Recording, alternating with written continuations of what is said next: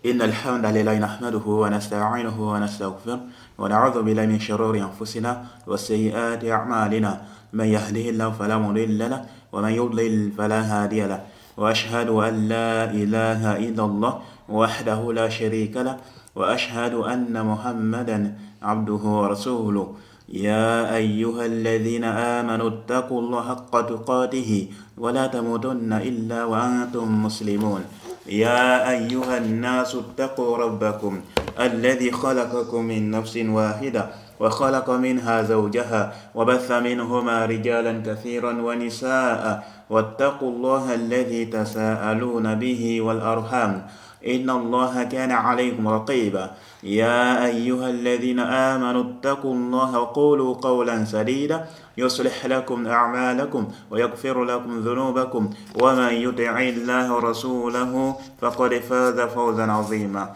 أما بعد فإن أصدق الحديث كتاب الله وخير الهدي هدي محمد صلى الله عليه وسلم وشر الأمور محدثاتها وكل محدثة بدعة وكل بدعة ضلالة وكل ضلالة في النار أما بعد. Donc nous sommes toujours dans notre série de programmes concernant l'étude du livre Thalathat al-Usul avec les commentaires et les explications du noble Cheikh Mohammed ibn Saleh al-Uthaymin, qu'Allah lui fasse miséricorde. Et on s'était arrêté la dernière fois, dans la dernière assise, on s'était arrêté sur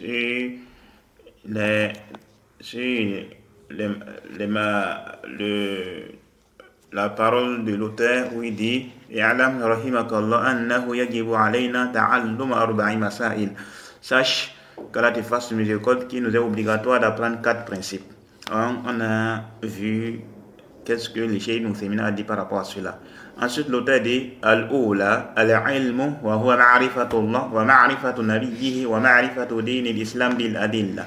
Et le premier principe est la science, qui est la connaissance d'Allah, la connaissance de son prophète sallallahu alayhi wa sallam, et la connaissance de la religion islamique avec des preuves.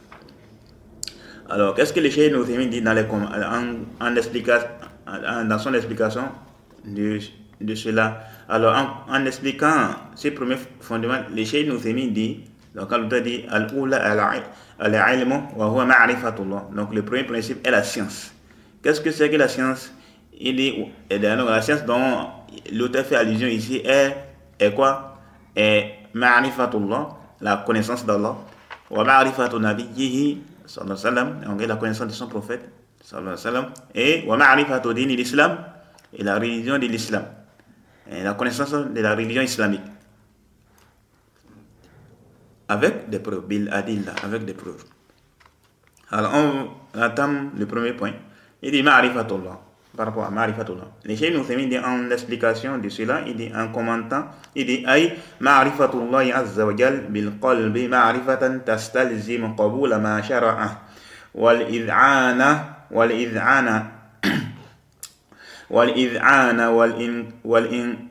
inqiyad lahu wa tahkim shari'atihi allati ja'a biha rasuluhu Muhammadun sallallahu alayhi wa sallam. Donc il dit, c'est-à-dire, donc quand l'auteur dit le premier principe est la science, qui est la connaissance d'Allah. Il dit, c'est-à-dire la connaissance d'Allah Azza wa Jal par le cœur. La connaissance d'Allah par le cœur. D'une connaissance impliquant l'acceptation, l'obéissance et la soumission à ce qu'il a légiféré. Il dit quoi? Ay ma'rifatullahi Azza wa Jal bil qalbi. Donc la connaissance d'Allah par le cœur, c'est-à-dire la connaissance d'Allah par le cœur. La connaissance d'Allah par le cœur.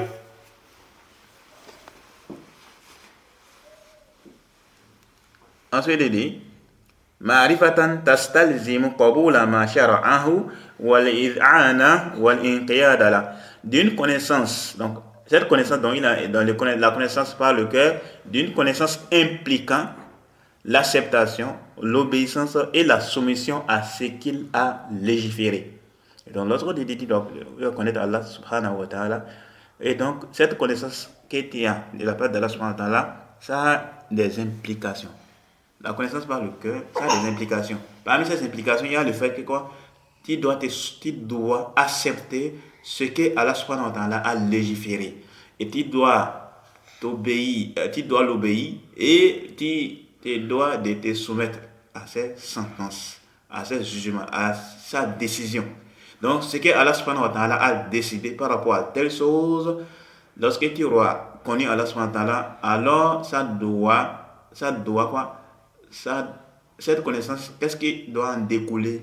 Ce qui doit en découler de cette connaissance qui t'a vis-à-vis d'Allah subhanahu wa ta'ala, il y a quoi? Il y a le fait que tu dois accepter ce jugement qu'il a, cette décision qu'il a eue, et cette parole qu'il a eu à dire, et également il y a le fait que tu dois de l'obéir. Donc si Allah subhanahu wa ta'ala dit quelque chose, telle chose, tu as pris connaissance de cette chose, alors ce qui t'incombe, c'est de te soumettre et de l'obéir dans cela.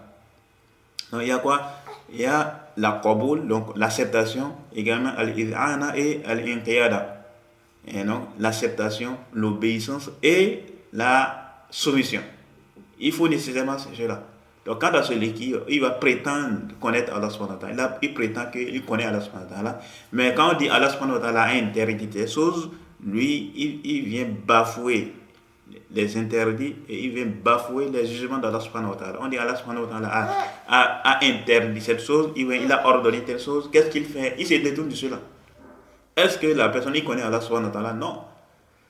Donc quand il connaît Allah subhanahu wa ta'ala, tu dois de manifester cette connaissance à travers les œuvres, à travers tes membres apparents, en l'obéissant, en te soumettant à ces jugements, à ces sentences et en acceptant ces jugements, même si ça va à l'encontre de ta passion, même si ça va à l'encontre de ce que tu désires. Ce qui doit passer avant tout, c'est la volonté d'Allah et non la tienne. C'est important, c'est important. Ensuite, le cheikh continue de quoi? Et dit وتحكيم شريعته التي جاء بها رسوله محمد صلى الله عليه وسلم. Et également l'application de sa législation avec laquelle est venu son messager Mohammed sallallahu alayhi wa sallam. Donc on comprend donc de là que quoi? Donc lorsqu'on a connu Allah subhanahu wa ta'ala, parmi également les choses qui en découlent de cette connaissance par le cœur, il y a quoi? Comme le cheikh Moussemin dit ici, il y a quoi? Le fait que tu dois mettre en pratique les sentences qu'Allah subhanahu wa ta'ala a mentionné dans la législation qu'il a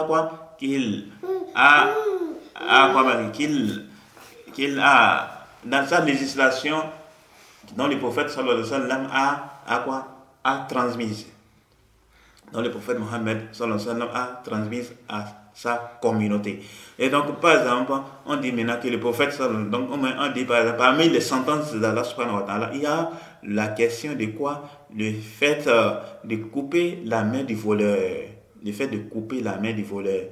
Et bien évidemment, les sentences en islam est appliquée par qui? C'est appliqué par le détenteur de l'autorité, le chef musulman, le dirigeant musulman. C'est lui qui applique les sentences et non les individus de la communauté ou les individus de la société. Ce ne sont pas eux qui font quoi? Ce ne sont pas eux qui doivent appliquer la sentence. C'est plutôt le détenteur de l'autorité, les dirigeants musulmans. C'est lui qui doit appliquer les sentences. Maintenant, quand la personne il a connu Allah subhanahu wa ta'ala, ok, maintenant qu'est-ce qui se passe? En ce qui concerne l'application des sentences religieuses, on voit que la personne il se détourne de cela. Ah non, le volet, non, on ne doit pas. Les conditions sont remplies pour appliquer les sentences. Il dit non, on va faire plutôt quoi? Il faut plutôt faire telle chose. Il faut plutôt comment on appelle? Il faut plutôt le mettre en prison ou bien il faut plutôt le vivre et autres là. Ça contredire les sentences de la législation. Vous voyez? Et c'est triste. Quand on en préserve. Donc, il y a, quand on dit tu connais Allah subhanahu wa ta'ala, on dit tu connais Allah subhanahu wa ta'ala? Tu dis oui, je connais Allah subhanahu wa ta'ala. Ok, maintenant, est-ce que tu mets en pratique cette connaissance-là, de ce qui découle de cette connaissance vis-à-vis d'Allah subhanahu wa ta'ala? C'est où ton obéissance à ses ordres? C'est où ta soumission à ce qu'il décide? C'est où l'acceptation de ce qu'il nous transmet dans ces messages, que ce soit ce qui est vu dans le Coran ou bien dans la sunna prophétique. C'est où par rapport à cela? C'est où de quelle est ta position par rapport à tout cela? Tu t'en détournes Tu les rejettes ou bien tu les acceptes, tu te soumets à cela. Est-ce que tu mets en pratique ces sentences qu'il a légiférées, les jugements qu'il a légiférés, est-ce que tu mets en pratique ou pas? Tout cela, ça fait partie des quoi? Des athar, les traces de la connaissance d'Allah subhanahu wa ta'ala sur l'individu. Et ça, c'est important. Ensuite, le cheikh, il continue, il dit quoi? Il dit, wa nadhari. Il a dit ويتعرف العبد على ربه بالنظر في الآيات الشرعية في كتاب الله عز وجل وسنة رسوله صلى الله عليه وسلم. Donc il dit quoi? Le serviteur peut connaître son Seigneur à travers l'observation des signes religieux se trouvant dans le livre d'Allah Azza wa Jal et dans la sunna de son messager sallallahu alayhi wa sallam. Donc comment le serviteur peut connaître Allah subhanahu wa ta'ala? Il évoque un bon nombre de points. Parmi les points permettant au serviteur de connaître son Seigneur, il y a le fait qu'il fait quoi? Qu'il connaît Allah subhanahu wa ta'ala à travers les signes. Les signes. Parmi ces signes, il y a les signes religieux qui se trouvent dans le Coran et dans la sunna du prophète sallallahu alayhi wa sallam. Les signes de la prophétie du prophète sallallahu alayhi wa sallam, les signes de la véracité de son message, les signes que le Coran vient de la part d'Allah subhanahu wa ta'ala, les signes qui indiquent que le prophète est réellement le messager d'Allah. Tout cela, c'est quoi? C'est détaillé, c'est exposé dans le Coran et également dans la sunna de son prophète sallallahu alayhi wa sallam. Donc, à travers les serviteurs peuvent connaître Allah subhanahu wa ta'ala à travers les versets coraniques et également les récits prophétiques. Et pourquoi il a dit quoi? وَيَتَعَرَّفُ الْعَبْدُ عَلَى رَبِّهِ بِالنَّظَرِ فِي الْآيَاتِ الشَّرْعِيَّةِ فِي كِتَابِ اللَّهِ عَزَّ وَجَلَّ وَسُنَّةِ رَسُولِهِ صَلَّى اللَّهُ عَلَيْهِ وَسَلَّمَ. Donc il dit quoi? Le serviteur peut connaître son Seigneur, le serviteur peut connaître son Seigneur à travers l'observation des signes religieux se trouvant dans les livres d'Allah Azza wa Jal et dans la sunna de son messager sallallahu alayhi wa sallam. Ça c'est l'un des signes. Parmi également les signes, il évoque également quoi? Il évoque également il dit وَالنَّظَرِ فِي الْآيَاتِ الْقَوْنِيَّةِ الَّتِي هِيَ الْمَخْلُوقَاتِ.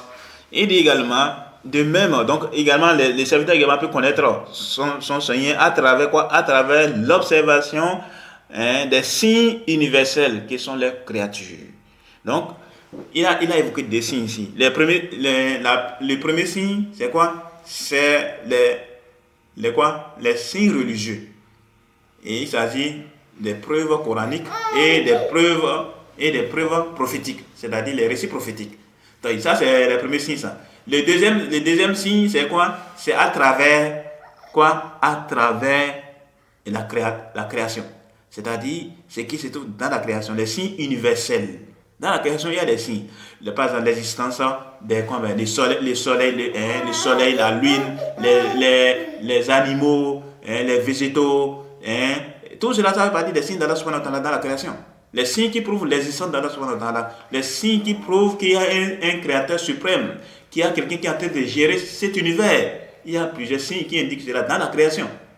Et c'est pourquoi le cheikh va citer un peu devant un verset là, deux versets même. Il dit quoi? Ensuite il dit فَالْإِنسَانَ كُلَّمَا نَظَرَ فِي تِلْكَ الْآيَاتِ ازْدَادَ عِلْمًا بِخَالِقِهِ وَمَعْبُودِهِ.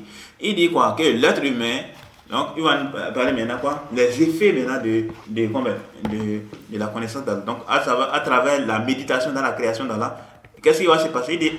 Il dit chaque fois que l'homme contemple ces signes, donc les signes qu'il a évoqués, les signes, que ce soit les signes religieux, ou bien les signes religieux, ou bien les signes universels, donc qu'il soit au niveau du Coran, les signes indiquant la véracité de ce qui, ou bien les signes indiquant la connaissance d'Allah dans le Coran, ainsi que dans la sunna du prophète sallallahu alayhi wa sallam, et également dans la création, notamment l'existence du soleil, les mouvements du soleil, la lune, la nuit, le jour, tout cela, ça indique l'existence d'Allah subhanahu wa ta'ala. Ça indique qu'il y a quelqu'un, mais qui a un être divin, mais qui a un être suprême qui dirige, qui administre toutes choses dans cet univers. Maintenant, quand la personne il va essayer de méditer par rapport à ça, il va essayer de contempler cet univers, il va essayer de contempler ces différents signes, qu'elles soient universels ou bien que ça soit religieux, alors qu'est-ce qui va se passer? Sa connaissance, la connaissance de son cerveau va augmenter. Et c'est pourquoi on dit quoi? Ça fait partie des causes qui peuvent ça fait partie des preuves qui peuvent ça veut dire plutôt quoi?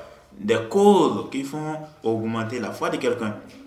Le fait de méditer dans la création d'Allah subhanahu wa ta'ala. L'essayer de méditer dans la nuit, la méditation, le fait de méditer sur quelques créatures parmi les créatures d'Allah subhanahu wa ta'ala. Ok? Ensuite, le Cheikh Nouthémine, il dit quoi? قال الله عز وجل وفي الأرض آيات للموقنين وفي أنفسكم أفلا تبصرون. Il dit quoi? Allah Azza wa Jalla a dit, il y a sur terre des preuves pour ceux qui croient avec certitude, ainsi qu'en vous-même. N'observez-vous donc pas? Ça c'est le verset 20 et le verset 21 de la sourate Dhariyat, la sourate 51 du Coran. Et donc, il faut regarder, quand quelqu'un il est là, et donc le fait même de méditer, le fait de contempler l'univers, ça te permet de te retenir sur certaines choses. Ça te permet d'être reconnaissant vis-à-vis de ton Seigneur et de ne pas être ingrat vis-à-vis de lui. Par exemple, il faut regarder aujourd'hui. Et les gens, par exemple, Allah subhanahu wa ta'ala les a octroyé tel chose, comme bien fait. Maintenant, qu'est-ce qui se passe? Quand il essaie de méditer, il y a certaines personnes qui n'ont pas reçu ces bienfaits et autres là. Mais lui là, il a été gratifié par Allah subhanahu wa ta'ala d'un bienfait que d'autres personnes n'ont pas eu la chance d'avoir de la part d'Allah subhanahu wa ta'ala. Maintenant, qu'est-ce qui se passe? Quand la personne va essayer de méditer, ça va lui pousser à être reconnaissant, à reconnaître les bienfaits d'Allah sur lui-même. Et donc ça va lui pousser à faire quoi? À les remercier. Oui, à les remercier. À observer c'est quoi? Ses obligations vis-à-vis de son Seigneur subhanahu wa ta'ala. Donc voilà ce que le Cheikh nous dit en résumé par rapport à la connaissance d'Allah subhanahu wa ta'ala. Et également il y a certains savants qui disent quoi? La connaissance d'Allah. Donc en résumé, comment on peut connaître Allah subhanahu wa ta'ala? La connaissance d'Allah est quoi? C'est à travers les signes. Et on a des signes, il y a des catégories de signes. Il y a les signes religieux et les signes universels. Les signes religieux, c'est quoi? Ce sont les signes qui sont dans le Coran et dans la Sunna. Et les signes universels, ou les signes cosmétiques, comme certains le disent, c'est quoi? Ce sont les signes comme ils sont quoi les signes dans la création en fait. Le soleil, la lune, le soleil, la lune, la nuit, le jour et autres. Là, ça veut pas dire des signes d'Allah subhanahu wa ta'ala, ça veut pas dire des signes qui indiquent l'existence d'un créateur suprême, d'un être suprême qui est en train d'administrer toutes choses dans cet univers-là. Et donc, on se doit de revenir vers lui. Et autre chose avant de continuer. Il y a certains qui amènent un hadith en prétendant que le prophète aurait dit, et le prophète aurait dit qu'Allah a dit, connaissez-moi avant de m'adorer. Si vous ne connaissez pas, comment vous pouvez m'adorer? Ça, c'est hadith inventé. Et c'est Abdul Magui qui propose ça. C'est pas autant. C'est vrai, la parole est vraie. On doit connaître Allah subhanahu wa ta'ala de l'adorer. Mais dit que le prophète a dit, qu'Allah a dit, ça c'est un mensonge sur Allah et son messager. Et c'est très grave ça. C'est très très grave. Mentir et Allah et son messager. Au point il y a certains qui te disent que c'est des mécréances. Malheureusement, il y a certaines personnes qui sont laxistes par rapport à ça. On voit aujourd'hui les gens sur les réseaux sociaux qui sont en train de propager ils sont en train de propager seulement les hadiths. Alors, surtout même pendant quand ils ont dit quoi non, que le prophète aurait dit que ils ont dit quoi que le Ramadan c'est dans un nombre de jours. ou bien c'est telle date. Et celui qui va informer celui-là de faire il sera président de faire de l'enfer que le prophète a dit cela. Non. Ça, c'est un mensonge seulement. Et tu vois, depuis des années, hein, ça ne fait que circuler. Depuis des années. Et quand la première fois que j'ai vu ça, c'était en 2014. Si je ne me trompe pas. La première fois que j'ai vu ça, les gens sont des propagés. Ou bien c'est 2015, là, je ne sais même plus. 2014, mais 2015, là. Je ne sais plus exactement. Les gens sont des propagés. Jusqu'à aujourd'hui. Jusqu'à cette époque. Jusqu'en 2014. Vous regardez depuis longtemps. Pourtant, c'est un mensonge sur le prophète. Un mensonge seulement. Les gens disent que c'est des propagés. C'est très grave ça. Avec la question de quoi l'effet de propager des récits inventés sur le prophète. C'est très grave. Mentir sur le compte du prophète, c'est pas comme mentir sur quelqu'un d'autre. Le prophète, il y a un hadith des hadiths qui sont venus à caractère notoire. Où le prophète a dit quoi? Sallallahu alayhi wa sallam, celui qui ment sur lui là, volontairement qui cherche sa place en enfer. Au point, il y a certains qui te disent que celui qui ment sur le prophète, c'est un mécréant. Donc, ce n'est pas quelque chose à prendre à la légère. Et qui sont repentis, on n'accepte pas ça. Et que même si la personne vient à se repentir, on n'accepte pas son repentir. Et qu'on doit les exécuter. Donc, c'est pour dire quoi que ce n'est pas une chose à prendre à la légère. Mais aujourd'hui, là, les gens sont laxistes par rapport à ça. Et donc, par rapport à ces hadiths-là, les hadiths-là, je l'ai entendu, c'était en 2012, non? Non, maintenant. Oui, en 2012 que j'ai entendu les hadiths-là. Connaissez-moi avant que le prophète a dit qu'Allah a dit que quoi, connaissez-moi avant de m'adorer. Si vous ne me connaissez pas, comment vous pouvez m'adorer? Les musulmans essaient de partager ça. C'est Abdul Majid qui est la cause de la propagation de ces hadiths inventés là. Abdul Majid Kassobia du Congo là. Et cet homme là, c'est un danger pour la communauté musulmane. Malgré les gens sont trompés avec ces histoires de débats religieux et autres. Déjà ça ne fait pas partie de la guidée du prophète. Histoire des débats interreligieux là. Vous avez vu dans la biographie du prophète où le prophète quand il va faire des débats, il a invité les chrétiens, venez on va faire des débats comme les Abdelmagid font là. Et la meilleure guidée, c'est la guidée du prophète. Au début du truc là, au début du cours, on avait évoqué ça. Hein? Qu'est-ce que le prophète disait dans ce khutbah? Il dit quoi? فإن أصدق الحديث كتاب الله وخير الهدي هدي محمد صلى الله عليه وسلم. Il dit quoi? Que la meilleure des paroles est la parole d'Allah et la meilleure des guidées est la guidée du prophète sallallahu alayhi wa sallam. Wa sharral umuri muhdathatuha. Et la pire des choses, ce sont des nouveautés. Et toute nouveauté est une innovation et toute innovation est un égarement et tout égarement mène en enfer. Ouais, donc c'est très grave.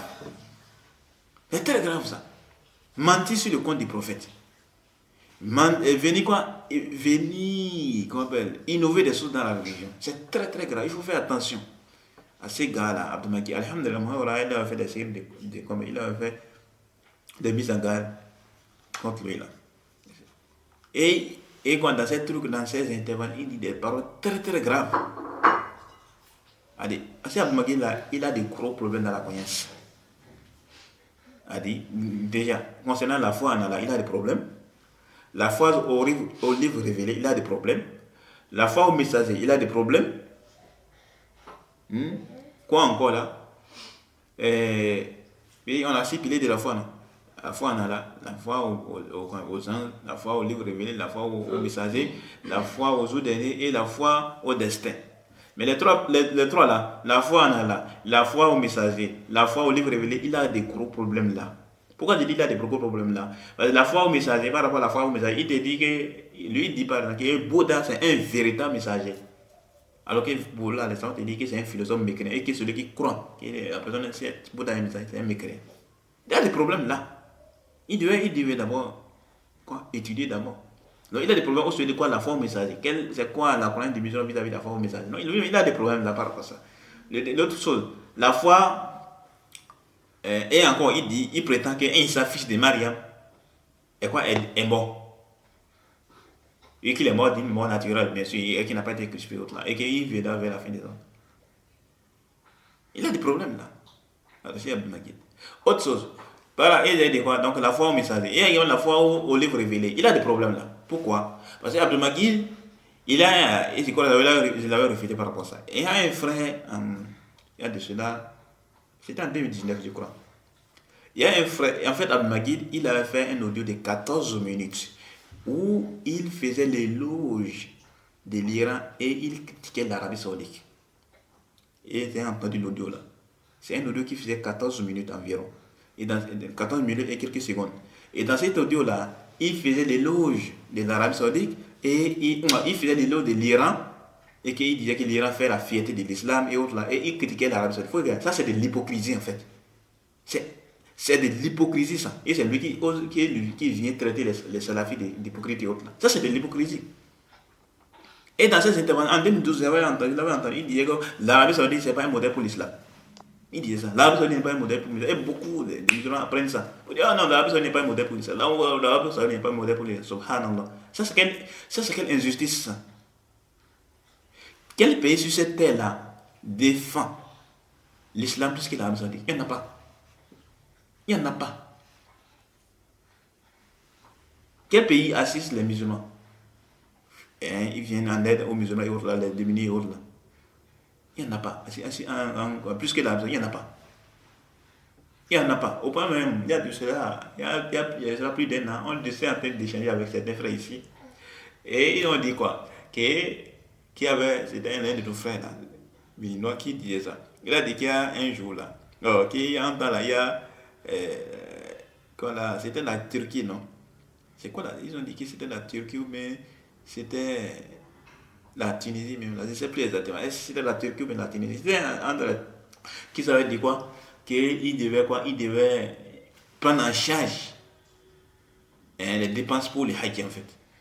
Il y a une année là où ils ont dit qu'eux, qui devaient se partager quoi. Que là ils ont dit qu'il va faire un an par exemple et bon, j'ai senti rapporter ça selon le sens. Ouais, ça veut dire longtemps. On était de suivre les frères, ils avaient évoqué ça. Quand on était de parler des efforts de l'Arabie Saoudite dans la prédication. Et donc c'est là ils avaient évoqué ça. Et donc il y avait les dirigeants qui avaient dit quoi, que cette année-là, que lui il allait c'était en quelle année que les dirigeants avaient dit ça. Je ne sais pas si c'était le dirigeant de la Turquie ou bien si c'était celui de la Tunisie. Et donc ils ont dit quoi, qu'ils allaient prendre en charge les dépenses et autres pour les prendre les pèlerins et autres. Donc, de la manière que l'Arabie Saoudite fait. Et ils se sont rendus compte que même, le budget du pays, et comme je ne sais pas, est-ce que c'est la Turquie ou bien la Tunisie. Ils se sont rendus compte que quoi, par rapport à une seule des dépenses, par rapport à je ne sais plus, c'était quoi, c'était par rapport à quoi exactement? C'était dans un domaine précis par rapport à l'organisation du Hajj et autres là. C'était dans un domaine précis que les dépenses, le budget du pays là, le budget total du pays là, ça ne pouvait même pas couvrir l'organisation du Hajj dans ce domaine précis. Ils ont rendu compte de cela. Il faut regarder juste le Hajj. Il faut regarder ce qu'il a fait dans l'organisation du pèlerinage. S'ajoute à cela les efforts qu'ils font pour octroyer des bourses aux étudiants dans le monde entier. Les bourses qu'ils octroient aux étudiants, que ce soit en Afrique de l'Ouest, en Afrique centrale, en Afrique du Sud, en Afrique du Nord, et ainsi de suite. Que ce soit dans le monde entier, que ce soit en Europe, que ce soit en Asie, peu importe. Il y a des pays un peu partout. Est-ce qu'il y a un pays qui octroie des bourses d'Amérique et l'Arabie Saoudite là? On te dit, mais dans les autres pays, on te dit, mais c'est toi qui dois te débrouiller pour. Pourquoi? Quand on te donne des bourses, c'est toi qui te débrouilles même pour avec les billets d'avion et autres là. Est-ce avec l'Arabie Saoudite, c'est le cas? Non. Ce sont eux qui te prennent en charge tes dépenses. Ce sont eux qui vont payer les billets d'avion, ce sont eux qui vont te donner des visas et autres là. Et toi, pour toi seulement, c'est d'avoir ton passeport et autres là. Tu prends tes bagages, tes clics et tu t'envoies là-bas. Et encore, pendant les congés ou pendant les vacances, tu peux reculer sur toi. Si tu les désires, bien sûr. Et après, les gens viennent critiquer l'Arabie Saoudite. Ah non, l'Arabie Saoudite, ils ne font rien pour les musulmans. Ah, juste ça. S'il y avait que ça seulement, le fait de donner, octroyer des bourses aux étudiants un peu dans le monde entier, ça aurait suffi pour faire quoi? Pour faire déjà les lots de l'Arabie Saoudite. Mais C'est pas ça seulement. Également, il faut regarder, lorsqu'il y a eu tremblement de terre, ils sont au Maroc et autres là, comment les Américains ont intervenu. L'intervention de l'Arabie Saoudite, on n'entend jamais cela à part de ces détracteurs là. C'est de l'hypocrisie seulement. C'est Abnagui là, c'est un hypocrite en fait. Dans ses paroles. C'est un hypocrite et c'est un danger pour la communauté musulmane. Comment il va dire non, là, ce n'est pas un modèle pour l'islam. Et c'est toi qui es un modèle pour l'islam. Ce qui s'est passé à la marque, les gens de la Syrie, ils ont quoi? Ils sont attaqués chaque fois. Avec l'histoire des trucs là et autres là. Il faut regarder les efforts qu'il a besoin de faire. Pour faire quoi? Pour les secourir et autres là. On n'a jamais entendu la part de cette détracteurs là. L'intervention de l'Arabie Saoudite par rapport à ça. Au point de l'Arabie Saoudite, il a quoi? Il a octroyé des bourses gratuites. Hein. On a fait quoi? Donc, on a fait quoi? Quand il y avait eu la guerre et autres là, les gens étaient quoi? Ils étaient dans une situation vraiment où ils n'ont même plus d'endroit où il faut faire ça. Et donc, qu'est-ce qui s'est passé? On les a fait entrer dans l'Arabie Saoudite. Et on les a octroyé des bourses pour qu'ils étudient. On les avait même fait quoi? On les avait même. Subhanallah. Ça, c'est quel genre d'hypocrisie ça? Pour dire que non, l'Arabie Saoudite fait rien pour les musulmans et autres là. Subhanallah. Vous avez répondu devant Allah subhanahu wa ta'ala le jour dernier. Pareil avec les Palestiniens. Ce que l'Arabie Saoudite fait, ça c'est énorme. Ça c'est énorme. Après, ils m'ont dit que non, l'Arabie Saoudite, c'est pas un modèle pour l'islam. Et c'est vous qui êtes le modèle pour l'islam. L'Iran, ou soit ces gens qui sont connus pour attaquer les compagnons du prophète. Les pratiques du cheikh sont là, contrairement à l'Arabie Saoudite. Et vous osez dire que l'Iran c'est un modèle pour l'islam. Subhanallah. Donc maintenant, l'islam maintenant c'est quoi? C'est l'approbation des pratiques du cheikh, c'est ça? Et si c'est un danger pour la communauté musulmane. C'est un grand danger pour la communauté musulmane. Et beaucoup sont trompés par lui. Ah non, il fait convertir les gens, non, ceci, non, ceci. Il est en train de détruire même l'islam depuis son intérieur, avec cette conception terrible. Quand il prétend que l'islam, c'est quoi? L'islam a aboli l'esclavage. Quand il prétend que le Coran, il avait dit ça dans l'audio qu'ils avaient dit là, au début là. Et c'était là qu'ils voulaient en venir. Dans l'audio qu'ils avaient dit, où il faisait le lot de l'Iran et il critiquait l'Arabie Saoudite. Dans cet audio là, quand il avait dit ces choses là, et il parlait de quoi? De Takfiri, Khariji, Salman al-Aouda et autres là. Et qu'est-ce qu'il a dit? Vous regardez, il est connu pour faire le lot des gens qui sont connus pour les égarements. Et il va critiquer les gens de la sunna. Et c'est ça en fait les signes des gens de l'innovation. Et donc qu'est-ce qui s'est passé? Il y a un frère du Cameroun, non, qui l'a réfuté dans un audio d'une heure comme ça. Il l'a réfuté. Et c'est maintenant, quand cette réfutation est sortie, quand il a réfuté, après maintenant Abdou il a dévoilé certaines de ses croyances déviantes qu'il cachait. Il disait que quoi? Et c'est là qu'il faisait comprendre que le Coran est la parole d'Allah. On ne va pas dire que c'est créé ni incréé, que c'est une innovation, il dit que c'est créé ni incréé. Il disait ça. Je crois qu'ils avaient même fait un écrit par rapport à ça pour les refuter. Et il a attaqué le chef Fawzan, que le chef Fawzan est un menteur, ceci. Il a dit ça. Il a dit cela. C'est dans 2019 que tout cela là, c'était passé.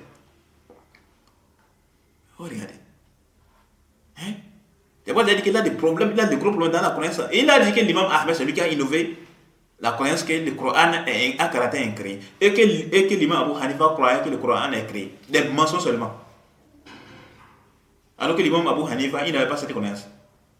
L'imam Abu Hanifa, il avait fait un écrit par rapport à ça, vous avez clarifié ça. Vous l'avez réfuté. Même la question de quoi l'imam Ahmed. Ils avaient cité la parole de Sufyan al-Thawri. Sufyan al-Thawri avait dit cette parole-là, que le Coran a un caractère incréé et que celui qui dit que c'est créé, c'est un mécréant. L'imam Sufyan al-Thawri, il avait dit cette parole-là. Avant, et l'imam Sufyan al-Thawri, il était là avant l'imam Ahmed. Il est même bon avant que l'imam Ahmed soit né. L'imam Sufyan al-Thawri est mort avant que l'imam Ahmed ne soit né. L'imam Sufyan al-Thawri est mort en quelle année? En l'an 1161 de la Hijra. Et l'imam Ahmed est né en quelle année? En l'an 1164. Donc entre l'imam Sufyan al-Thawri et entre les décès de l'imam Sufyan al-Thawri et l'imam Ahmed, la naissance de l'imam Ahmed, il y a environ 3 ans. Donc comment on va dire que l'imam Ahmed est celui qui a innové la conception que le Coran est créé? La conception que le Coran est à caractère incréé. La conception que le Coran est à caractère incréé. Comment on peut dire que l'imam Ahmed alors que cette conception existait déjà avant même que l'imam Ahmed ne soit né? Ils avaient cité dans la réfutation là, la réfutation est disponible sur la chaîne. Ils avaient fait comprendre et avant, et même si on laisse également de côté Sufyan al-Thawri, il y a également Amr ibn Dinar, qui fait partie des grands tabi'in, les grands savants parmi les tabi'in, où il a fait comprendre que quoi, que 70 les professeurs disaient que le Coran était à caractère incréé. Vous avez amené ça. Et Amr ibn Dinar, Ahmed n'a pas raconté, Amr ibn Dinar, et autres là. Donc il faut faire attention par rapport à ces gars-là. C'est quoi, dit quoi, il a des gros problèmes. Aussi, quoi, la foi en Allah, la foi au messager, et la foi au quoi, et la foi au livre révélé. La foi au livre révélé. Quand il dit il a des problèmes dans la foi en Allah, il soit de quoi, pas dans les sifat d'Allah. Les noms et les attributs, c'est un des carrés là. Il est sur la voie des achats et autres là. Donc c'est quelqu'un qui n'est pas écouté en fait. Il n'est pas une référence pour l'islam.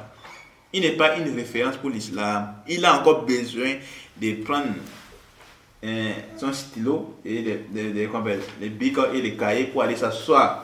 Et comme vous avez dit ça un jour même, vous avez dit quoi, il critique, il dénigre les chefs faisans et autres là. Et il devait faire quoi, il faut qu'il aille. Il s'assoit auprès des chefs faisans, il dit que je veux apprendre. Je suis venu pour apprendre auprès de toi. Elle dit, elle dit quoi? Il devait le faire. Il devait le faire. J'avais dit ça. Il prend ça quelqu'un pour aller auprès des chefs pour dire je suis venu pour étudier. Il a de gros problèmes en fait. Il a de gros problèmes dans la religion. C'est vrai, il a il connaît la Bible et autres, mais ça la connaissance de la Bible, c'est pas profitable pour lui. Parce que c'est pas nécessaire, c'est pas obligatoire en fait. Connaître la Bible, c'est obligé. Allah subhanahu wa ta'ala va te châtier parce que tu ne connais pas la Bible. Ah non. Non, c'est pas le cas. Donc il faut faire attention à ces gars-là. C'était juste une parenthèse. Et donc, il vient pour dire non, l'islam n'est pas un modèle pour l'islam. L'arabe, n'est pas un modèle pour les musulmans, n'est pas un modèle pour l'islam et autres là. Lui-même, c'est un modèle pour l'islam. C'est un égaré. Un dol module. Il faut prendre garde de cette personne-là. Malheureusement, les gens sont trompés par lui. Et donc, c'est lui qui a inventé. C'est lui qui a inventé ces hadiths. C'est lui qui est la cause de la propagande de ces hadiths. Que le prophète aurait dit que celui qui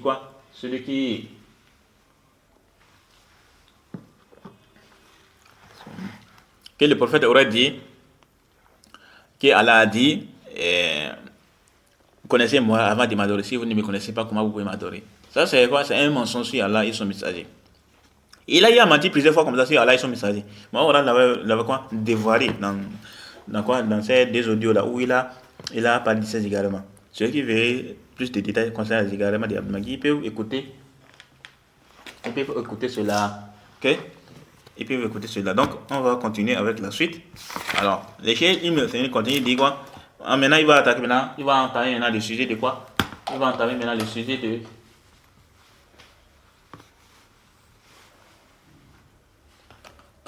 Il va entamer maintenant le sujet de la connaissance du prophète sallallahu alayhi wa sallam. Excusez-moi.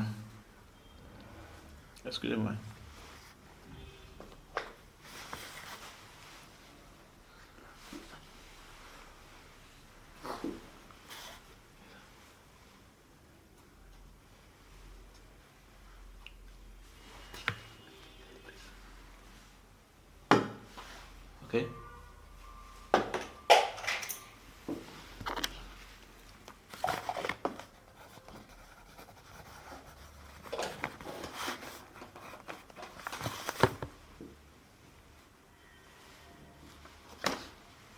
Est-ce que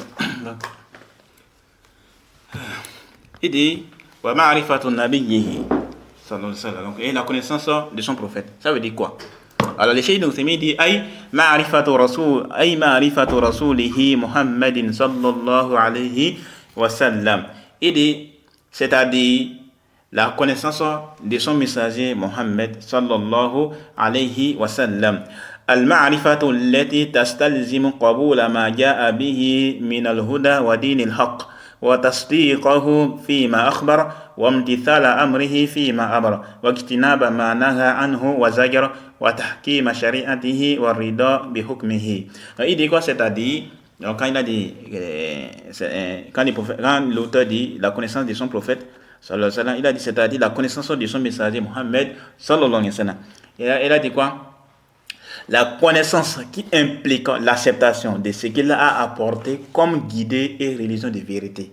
La croyance en la véracité de ce dont il nous a informés et l'obéissance à ses ordres et l'éloignement de ce qui nous a interdit et défendu et l'application de sa législation et l'agrément de sa sentence. En fait, ce que le chef vient de dire là, tout ce qu'il a dit là, c'est en fait, ce sont des implications de la foi au messager. Ah, d'ailleurs, je ne sais pas si j'avais évoqué ça, j'avais dit, par rapport à la connaissance d'Allah, il y a certains sont comme le chef Oubed Adjawi qui te disent que la connaissance d'Allah, c'est également la foi en Allah. Donc, ça dit la foi en Allah, c'est la foi en son existence, la foi à son tawhid al-rububiyya, la foi au tawhid al-uluhiyya et la foi au tawhid des noms et des attributs. Ok? Je ne sais pas si j'avais déjà évoqué ça. Donc maintenant, par rapport à ce sujet maintenant ici, le cheikh il a dit quoi? Al-ma'rifatu allati tastalzimu qabula ma ja'a bihi min al-huda wa din al-haq. Il est la connaissance qui implique l'acceptation de ce qu'il a apporté comme guidée et religion de vérité. Wa tasdiquhu fi ma akhbar. Et la croyance en la véracité de ce dont il nous a informés. Donc, le prophète a donné des informations.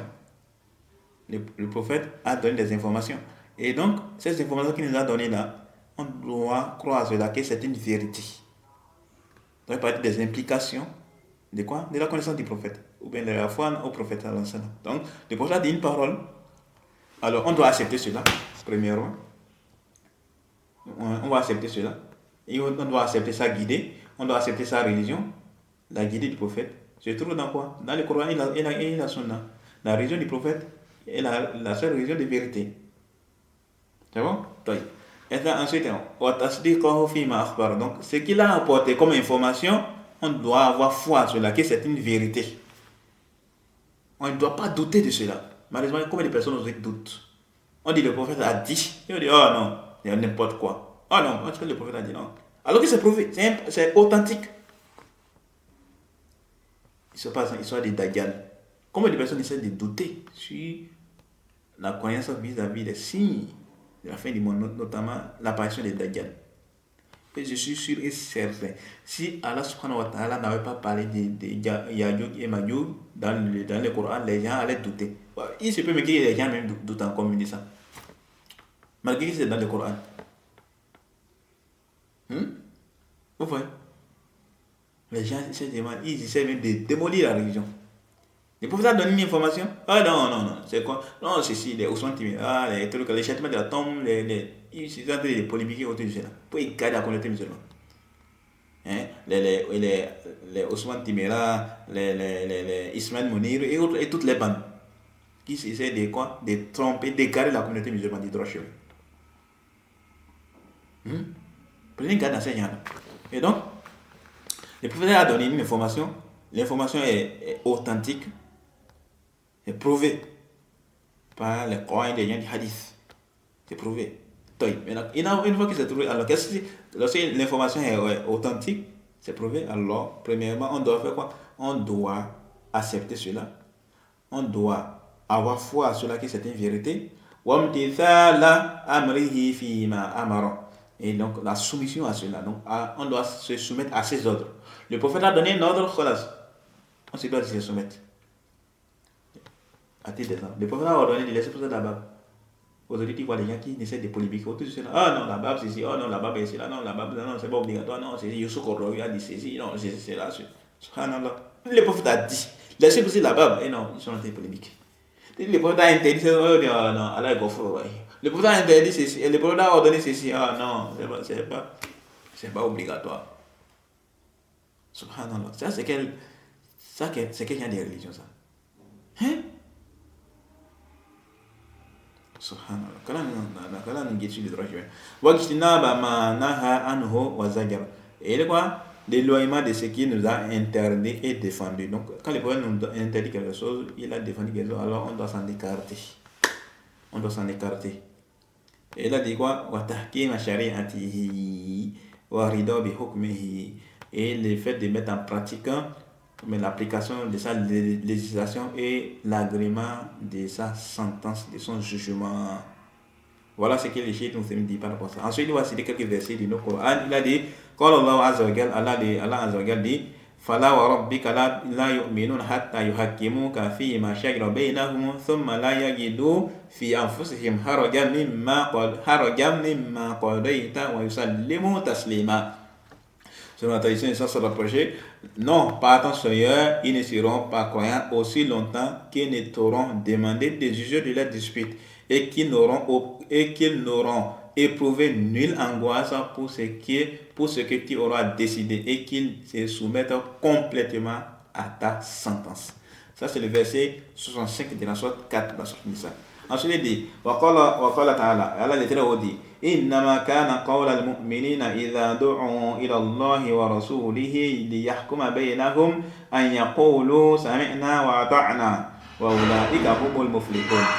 Il dit quoi? La seule parole des croyants quand on les appelle vers Allah et son messager pour que celui-ci juge parmi eux est nous avons entendu et nous avons obéi. Nous avons entendu et nous avons obéi. Voilà, c'est le comportement des croyants. Mais malheureusement, aujourd'hui, non, ceci, c'est pas obligatoire. Laissez pousser là-bas. Non, ceci. Tu dois obéir. C'est tel cas de désobéir à Allah et son messager. Et non, c'est ça en fait. Ensuite, là, dit quoi? Vers la fin, Allah dit quoi? Allah dit wa ulaika humul muflihun. Et voilà ceux-là qui réussissent. Ça, c'est le verset 51 de la sourate 24, la sourate Nur. Ensuite, Allah dit wa qala Allah, en l'échelle, nous dit wa qala ta'ala. Allah les traits dit فإن تنازعتم في شيء فردوه إلى الله والرسول إن كنتم تؤمنون بالله واليوم الآخر ذلك خير وأحسن تأويلا. Il dit, selon la tradition, sans se rapprocher, il a dit quoi? Et si vous vous disputez en quoi que ce soit, renvoyez-le à Allah et à son messager. Ou bien, renvoyez-le à Allah et au messager. Si vous croyez en Allah et aux autres derniers, ce sera bien mieux et de meilleures interprétations. Ça, c'est le verset 59 de la sourate Nisa, la sourate 4. Ensuite, il dit, les cheikh nous dit, Allah Azza wa Jalla dit, فَلْيَحْذَرِ الَّذِينَ يُخَالِفُونَ عَنْ أَمْرِهِ أَنْ تُصِيبَهُمْ فِتْنَةٌ أَوْ يُصِيبَهُمْ عَذَابٌ أَلِيمٌ. Il dit, Allah Azza wa Jalla dit quoi? Que prennent garde ceux qui s'opposent à son ordre, qu'une fitna ne les atteint ou qu'il ne les atteint un châtiment douloureux. Ça, c'est le verset 63 de la sourate Nur, la sourate 24. Ensuite, il dit quoi? L'imam Ahmed, rahimahullah, dit Atadri ma al-fitna. Donc, comme Allah dit, فَلْيَحْذَرِنَ يُخَالِفُونَ عَنْ أَمْرِهِ أَنْ تُصِيبَهُمْ فِتْنَةٌ. Donc, ils prennent garde ceux qui s'opposent à son ordre, qu'une fitna ne les atteint. C'est quoi la fitna? Alors, l'imam Ahmed dit quoi? Atadri ma al-fitna. Savez-vous, ou sais-tu ce qu'est la fitna? Alors il dit al-fitna to shirk. La fitna, c'est le shirk. لعله إذا رد بعد قوله أن يقع في قلبه شيء من الزين فيهلك. Il dit quoi? Il dit car s'il refuse une partie de ces paroles, donc les paroles du prophète sallallahu alayhi wa sallam, s'il refuse une partie de ces paroles, une déviance peut apparaître dans son cœur et alors il va périr. Et malheureusement, il y a plein de personnes qui se retrouvent dans ça. Ensuite, ça c'est quoi? Tout ce qu'on vient de dire là maintenant, c'est la connaissance du prophète. Ensuite, dans le Cheikh, nous va entamer avec la connaissance de la religion islamique. Donc, quand l'auteur dit wa ma'rifatu din l'islam, donc et la connaissance de la religion islamique. Alors il dit quoi? Qawluhu ma'rifatu din l'islam.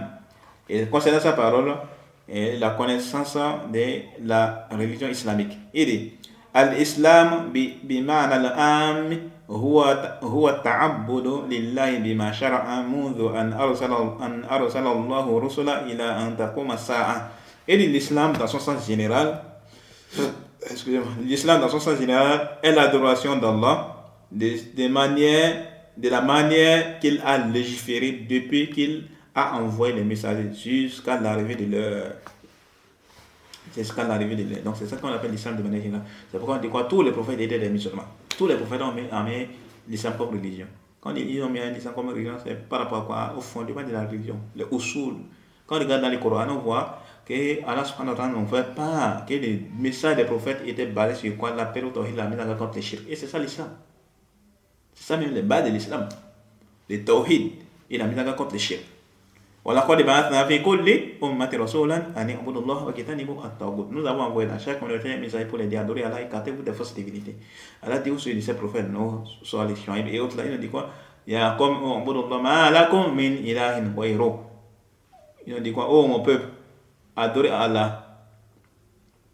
Pour vous, il n'y a aucune divinité qui vit d'adoration à part lui. Allah dit wa ma arsalna min qablika min rasulin illa nuhi ilayhi annahu la ilaha illa ana fa'budun. Allah dit nous n'avons envoyé avant toi aucun message à qui nous n'avons révélé point de divinité qui met l'adoration en dehors de moi. Adorez-moi donc. C'était ça le message de tous les prophètes. Ils ont appelé les peuples à unifier Allah subhanahu wa ta'ala d'un culte sincère. C'était ça le message des prophètes. C'est ça l'islam. C'est les bases de la religion islamique. Lorsque c'est établi, alors l'islam est établi. Maintenant, il y a maintenant quoi? Les pratiques, notamment les branches. C'est bon? Et ça maintenant, au lieu de la législation, maintenant, ça peut indifférer d'un prophète à un autre, en fonction des générations et des époques, ou en fonction des communautés, des prophètes. Et ensuite, il dit quoi? كما ذكر عز وجل ذلك في آيات كثيرة تدل على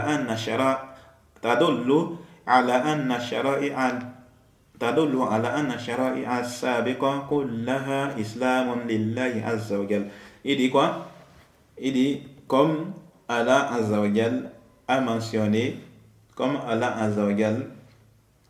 excusez-moi, il dit comme Allah Azza wa Jal a mentionné dans beaucoup de versets, indiquant que les législations précédentes n'étaient toutes que la soumission à Allah. N'était qu'une soumission à Allah. C'est bon? Une soumission à Allah subhanahu wa ta'ala. Ensuite, il dit qala Allah ta'ala an Ibrahim. Allah ta'ala littéralement dit au sujet d'Ibrahim.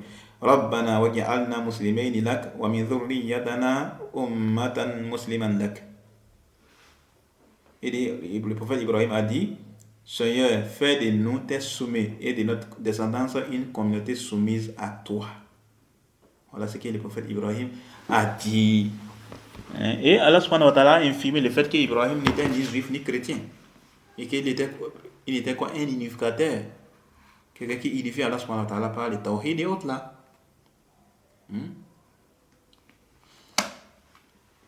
Ensuite, les chefs disent l'islam, ça c'est tout ce qu'il vient de dire, ça c'est l'islam dans le sens général. Maintenant, il va même pas de l'islam du sens spécifique. Il dit l'islam, et donc de là, on voit légalement des gens qui prétendent que l'islam, c'est quoi? C'est la religion des Arabes. Ça c'est un égarement. L'islam a vu le jour avec les prophètes. Ça c'est un mensonge. L'islam était là. Donc l'islam était là avant le christianisme. L'islam était là avant le judaïsme. La religion qui était sur la terre, c'était quoi? C'est la religion islamique. C'est bon? Maintenant, le shirk a vu jour plus tard. Ensuite, les shirk dit l'islam bil ma'ana al-khas ba'da bi'ithati an-nabi sallallahu alayhi wa sallam yakhtassu bima bu'itha bihi Muhammadun sallallahu alayhi wa sallam li'anna ma bu'itha bihi nabi sallallahu alayhi wa sallam نسخ جميع الأديان السابقة فصار من اتبعه مسلما ومن خالفه ليس بمسلم. Il dit quoi? L'islam dans son sens spécifique est quoi? L'islam dans son sens spécifique après l'envoi du prophète est limité au message avec lequel le prophète Mohammed a été envoyé. C'est limité au message avec lequel Mohammed a été envoyé. Sallallahu alayhi wa sallam.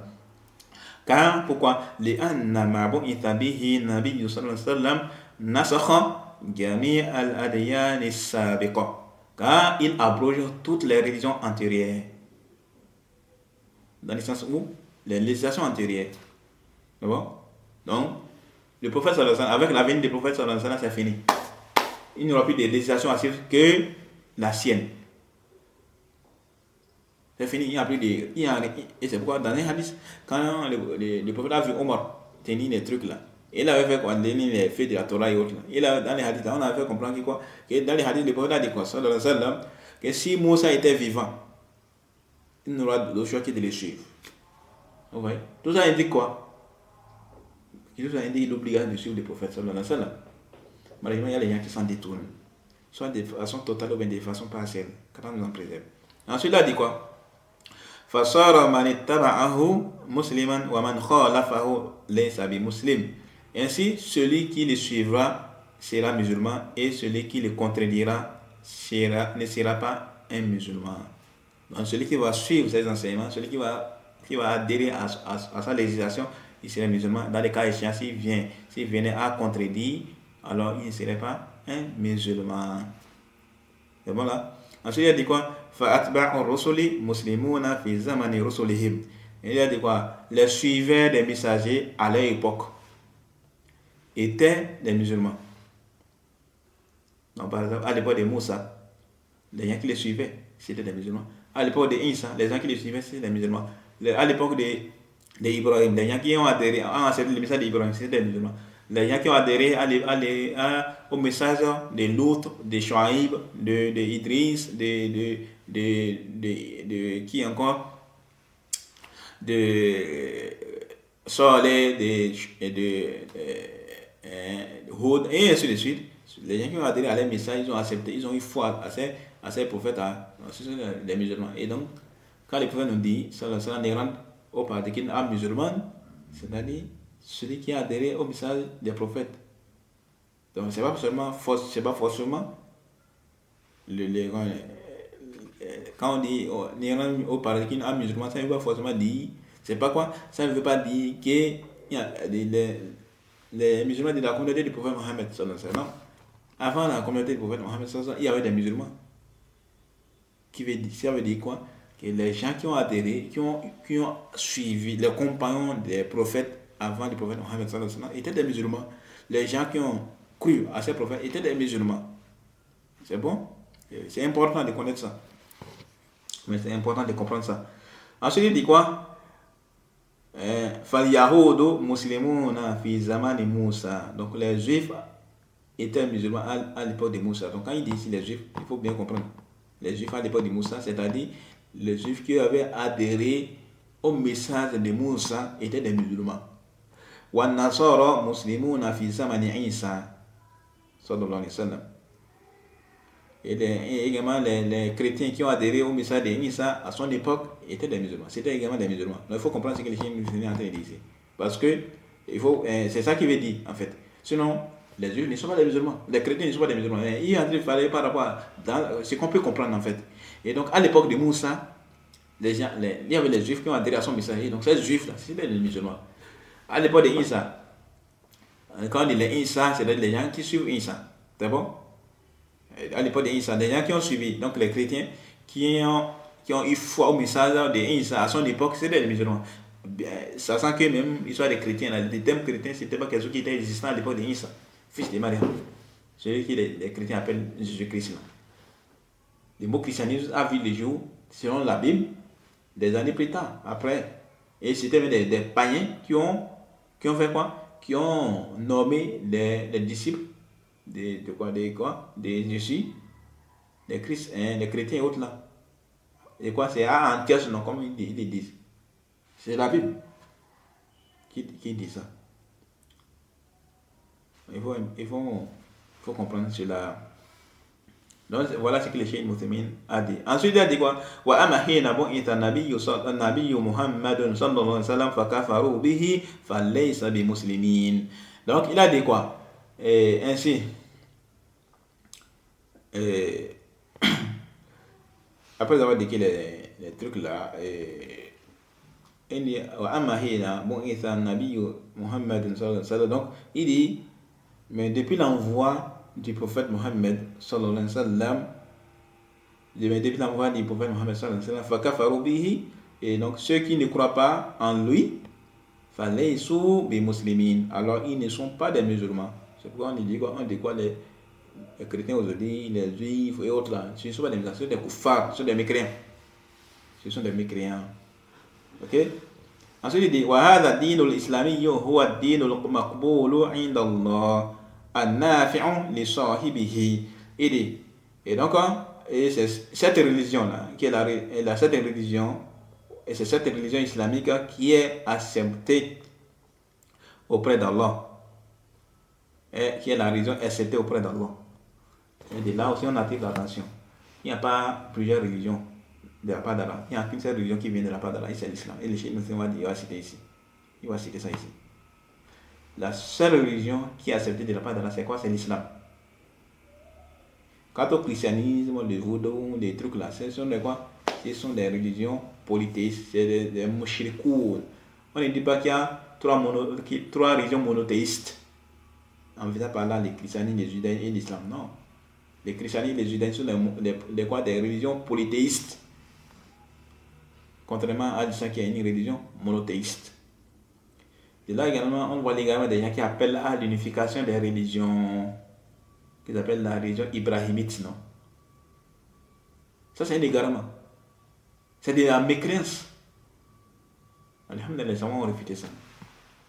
Il faut faire attention par rapport à ça. Donc, il dit quoi? وَهَذَا الدِّينُ الْإِسْلَامِيُّ هُوَ الدِّينُ الْمَقْبُولُ عِنْدَ اللَّهِ. Donc, c'est cette religion islamique qui est la religion acceptée auprès d'Allah. النَّافِعُ لِصَاحِبِهِ, et qui est profitable à celui qui a adhéré à cela. Donc, celui qui va adhérer à cette religion-là, alors ça lui sera profitable, ça lui sera bénéfique. قال الله عز وجل. Allah Azza wa Jal dit إِنَّ الدِّينَ عِنْدَ اللَّهِ الْإِسْلَامِ. La religion acceptée auprès d'Allah, c'est l'islam. Et avant de continuer, ce que le Cheikh Nozemine a dit, par rapport à la définition de l'islam, on peut aussi dire, il a parlé de définition générale, définition spécifique. De manière résumée, on peut dire que l'islam c'est quoi? Comme on le verra un peu devant, c'est quoi? Al-istislam lillahi bit-tawhid wa al-inqiyadu lahu bit-ta'a wa bara'atu min ash-shirki wa ahlihi. L'islam c'est la soumission à Allah par le tawhid et la soumission à lui par l'obéissance et les désavus du shirk et de ses adeptes. C'est ça l'islam. Et on divise l'islam en deux catégories. L'islam général et l'islam spécifique. Et c'est de ça que le Cheikh Nozemine a parlé, qu'on a vu là déjà. Donc on continue. Ensuite il dit, وَقَالَ اللَّهُ, et il dit, après il dit, قَالَ اللَّهُ عَزَّ وَجَلَّ إِنَّ الدِّينَ عِنْدَ اللَّهِ الْإِسْلَامِ. Allah Azza wa Jalla dit, la religion acceptée auprès d'Allah est l'islam. وَقَالَ وَمَنْ يَبْتَغِي غَيْرَ الْإِسْلَامِ دِينًا فَلَنْ يُقْبَلَ مِنْهُ وَهُوَ فِي الْآخِرَةِ مِنَ الْخَاسِرِينَ. Allah dit, et quiconque désire une religion autre que l'islam, alors elle ne sera pas acceptée. Elle ne sera pas acceptée. Et il sera dans l'au-delà parmi les perdants. Allah dit quoi? Et quiconque désire une religion autre que l'islam ne sera point accepté, ne sera point agréé, ne sera point accepté, et il sera dans l'au-delà parmi les perdants. Donc les chrétiens, les juifs et autres là, ils sont perdants les juifs s'ils meurent dans leur religion. Que l'on nous en préserve. Ensuite il a dit, وهذا الإسلام هو الإسلام الذي امتن الله به على محمد صلى الله عليه وسلم وأمته. Il dit, c'est cette religion, c'est cet islam qui est l'islam par lequel Allah subhanahu wa ta'ala a comblé le prophète sallallahu alayhi wa sallam et le prophète Mohammed sallallahu alayhi wa sallam et sa communauté. Ensuite il a dit quoi? قال الله تعالى, Allah Ta'ala dit, اليوم أكملت لكم دينكم وأتممت عليكم نعمتي ورضيت لكم الإسلام دينا. Il dit, Allah subhanahu wa ta'ala dit, sur notre tradition sur le prêcher, aujourd'hui j'ai parachevé pour vous votre religion et accompli sur vous mon bienfait et j'agrée pour vous l'islam comme religion. C'est bon? Donc voilà, on va s'arrêter ici. Et c'est ça. En fait ça, c'est fini comme ça. Donc la connaissance du prophète, la connaissance de la religion et la connaissance d'Allah, c'est fini comme ça. On a déjà fait une heure dedans, on va s'arrêter ici. Maintenant la prochaine assise c'est quoi? À partir de Biladillah, encore le Biladillah. Ok? Avec des preuves. Et là on va commencer la semaine, l'assise prochaine. Donc on va s'arrêter ici. Subhanakallah wa bihamdika, ashhadu an la ilaha illa anta, astaghfiruka wa atubu ilayk. Assalamu alaikum wa rahmatullahi wa barakatuh.